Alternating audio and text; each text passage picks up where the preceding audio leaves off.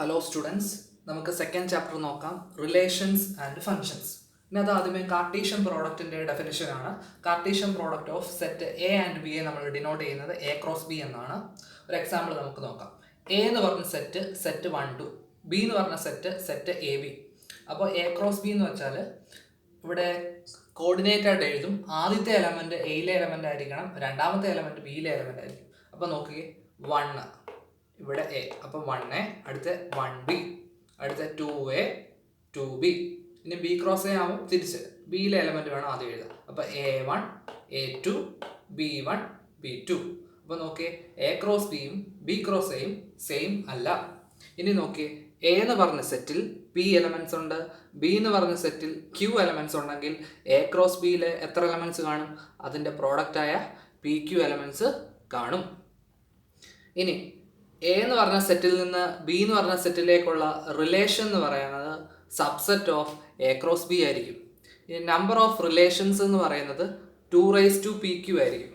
അതായത് എ എന്ന് പറഞ്ഞ സെറ്റിൽ പി എലമെൻറ്റ്സ് ഉണ്ട്, ബി എന്ന് പറഞ്ഞ സെറ്റിൽ പി ക്യൂ എലമെൻറ്റ്സ് ഉണ്ടെങ്കിൽ നമുക്കറിയാം അതിൻ്റെ കാർട്ടീഷ്യൻ പ്രോഡക്റ്റിൽ പി ക്യൂ എലമെൻറ്റ്സ് കാണും. നമ്പർ ഓഫ് റിലേഷൻ ആകുമ്പോൾ 2 അതായത് 2⁻PQ. ഇനി നോക്കിയാൽ നമ്മൾ റിലേഷനോ ഫംഗ്ഷനോ ഒക്കെ വരയ്ക്കുമ്പോൾ 2 സെറ്റ് കാണും. ആദ്യത്തെ സെറ്റ് എ, രണ്ടാമത്തെ സെറ്റ് ബി. ആദ്യത്തെ സെറ്റിനെ നമ്മൾ ഡൊമൈൻ എന്നും രണ്ടാമത്തെ സെറ്റിനെ നമ്മൾ കോ ഡൊമൈൻ എന്നും വിളിക്കുന്നു. ഇനി കോ ഡൊമൈനകത്ത് ഏതൊക്കെ എലമെൻസിനാണോ മാപ്പ് വരുന്നത് അതിനെയാണ് റേഞ്ച് എന്ന് പറയുന്നത്. ആ എലമെൻസിൻ്റെ കളക്ഷനെയാണ് റേഞ്ച് എന്ന് വിളിക്കുന്നത്. അടുത്ത നമുക്ക് ഫംഗ്ഷൻ എന്താണെന്ന് നോക്കാം. A function from A to B is a relation. അതൊരു റിലേഷനാണ്. പ്രത്യേകത എന്താണ്? Every element of A has 1 and only 1 image in B. ആദ്യത്തെ സെറ്റിലെ എല്ലാ എലമെൻസിനും ഒറ്റ ഒരു ഇമേജ്, യുണീക്ക് ഇമേജ് ആയിരിക്കണം.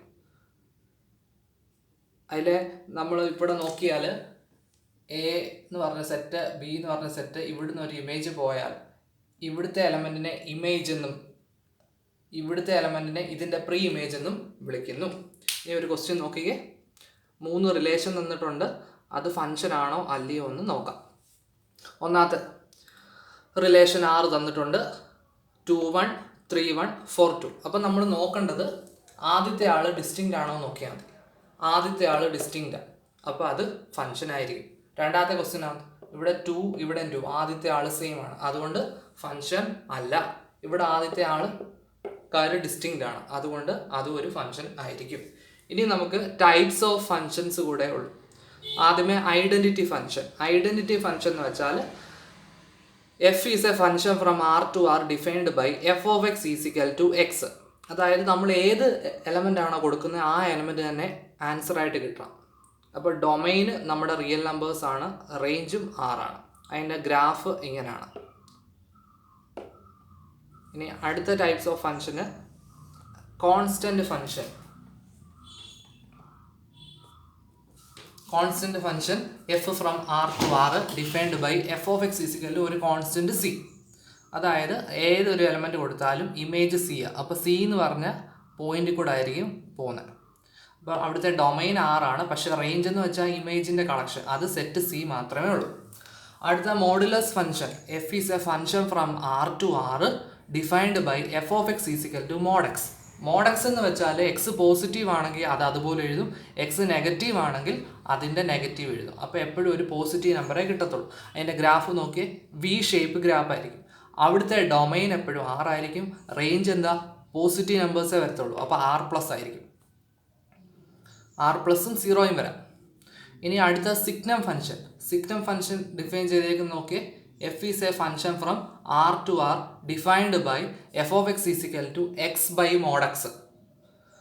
അതായത് എക്സ് ബൈ മോഡ് എക്സ് എന്ന് വെച്ചാൽ ഒന്നുകിൽ 1 0 -1. പോസിറ്റീവ് നമ്പർ ആണെങ്കിൽ 1, 0 ആണെങ്കിൽ 0, നെഗറ്റീവ് നമ്പർ ആണെങ്കിൽ -1. അതിൻ്റെ ഗ്രാഫ് നോക്കുകയെ, 0യുടെ ഇമേജ് 0, പോസിറ്റീവ് നമ്പേഴ്സിൻ്റെ ഇമേജ് എല്ലാം +1 ആയിരിക്കും, നെഗറ്റീവ് നമ്പേഴ്സിൻ്റെ ഇമേജ് എല്ലാം -1 ആയിരിക്കും. ഇനി അടുത്ത നോക്കുകയെ, അവിടുത്തെ ഡൊമൈൻ ആറും റേഞ്ച് 1 0 -1 എന്ന് പറഞ്ഞ സെറ്റും. ഇനി ഗ്രേറ്റസ്റ്റ് ഇൻറ്റിജർ ഫംഗ്ഷൻ അത് ഡിഫൈൻ ചെയ്യുന്ന ബോക്സ് എക്സ്. ബോക്സ് എക്സ് എന്ന് വെച്ചാൽ ഗ്രേറ്റസ്റ്റ് ഇൻറ്റിജർ, അതായത് integer greater than that number. അപ്പോൾ അതിൻ്റെ ഗ്രാഫ് നോക്കിയേ, ഇവിടെ ഇവിടെ ഡോട്ട് കൊടുത്തേക്കുന്നതെന്ന് വെച്ചാൽ ആ എലമെൻ്റ് ഇല്ല, അപ്പോൾ അങ്ങനെയാണ് അത്.